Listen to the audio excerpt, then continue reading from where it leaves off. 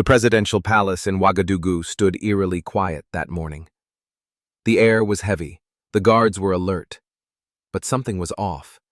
The scent of blooming garden roses, familiar and soothing, seemed heavier, thicker, as if there was something underlying the tranquility. President Ibrahim Traoré had risen early, as was his habit. A military man by background and nature, servant of the people, he had already done his morning prayers and a light exercise routine. By 6 a.m., wearing his simple military uniform, he sat in the garden poring over the night's security reports. Everything seemed normal until something out of the ordinary shattered the routine. From the far corner of the western perimeter of the palace grounds, a brown dog stepped out. Nobody noticed it coming. It had no collar, no leash, no tag.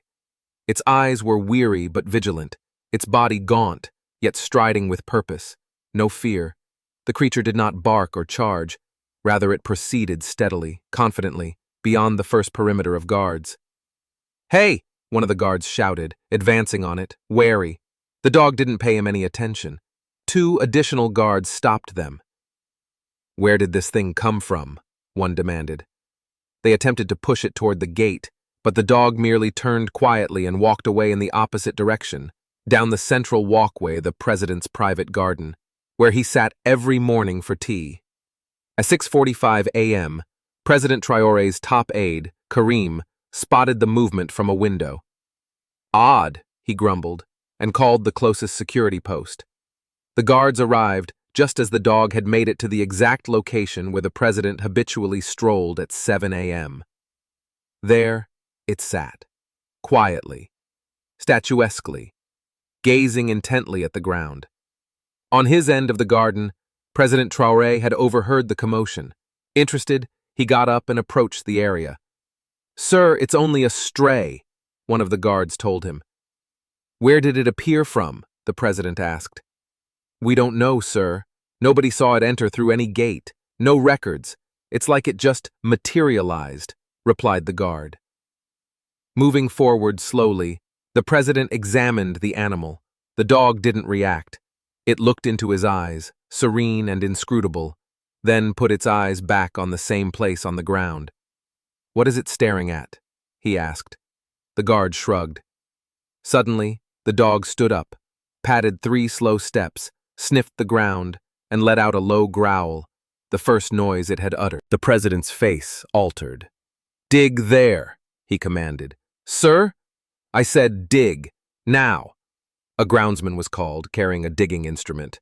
They dug just short of where the dog had sat, 3 inches deep, then 6. At 10 inches, the instrument hit something hard. The worker's face went white. Carefully, they scooped away more soil to find a metal box, square, with an odd antenna sticking out from one corner. The guards leaped back in an instant. "Bomb!" one cried. "Everyone get back!" Bomb experts were called. The device was identified immediately, a military explosive remotely detonated. It had been placed deliberately, close to the route the president took every day. Within the most secure of Burkina Faso's compounds, there was a bomb. Everyone was shocked.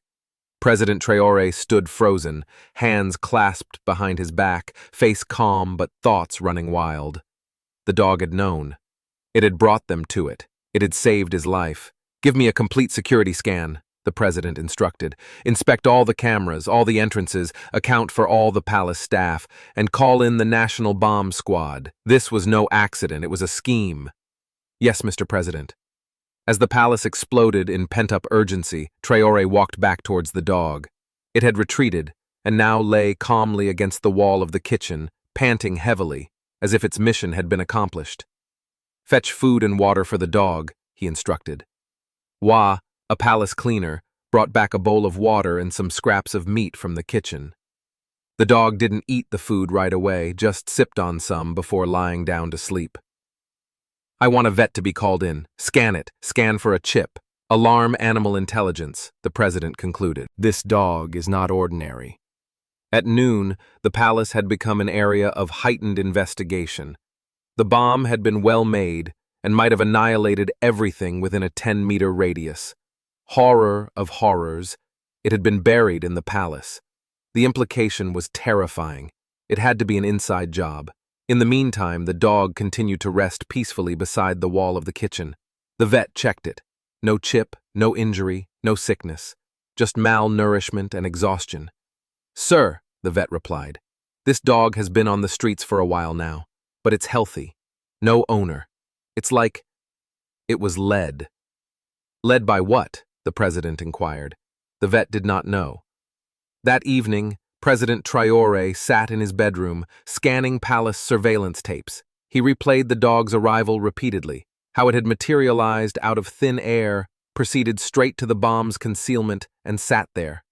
No second-guessing, no uncertainty. It knew. He glanced in the direction of the corner where the dog presently slumbered, wrapped in a warm blanket spread out by the maids. A memory from his boyhood arose. His father had once told him, "Some animals are messengers. When the ancestors send them, they don't speak. They just do what must be done." Was this one such animal? He didn't know, but he sensed something, a profound warning within his chest. This wasn't just a botched assassination. It was a message. A war had started.